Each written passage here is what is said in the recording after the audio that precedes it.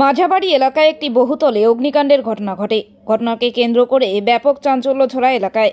খবর পেয়ে ঘটনাস্থলে পৌঁছায় দমকলের দুটি ইঞ্জিন। বেশ কিছুক্ষণের চেষ্টায় আগুন নিয়ন্ত্রণে আসে, যদিও গোডাউনে থাকা বিভিন্ন জিনিসপত্র পুড়ে ছাই হয়ে যায়। স্থানীয় সূত্রে খবর, সেই বহুতলে ভীমরুলের চাকে আগুন ধরিয়ে তা নষ্ট করার চেষ্টা হচ্ছিল।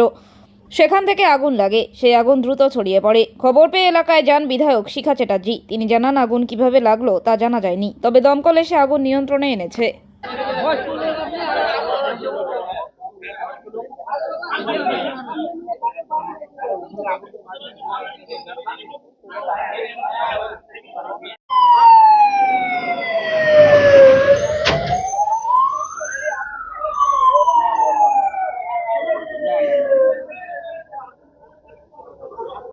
আমার বাড়িতে গেছিলাম, একটু আগে আমার বাড়িতে গেছিলাম, কিচ্ছু ছিল না, ভালো ছিল।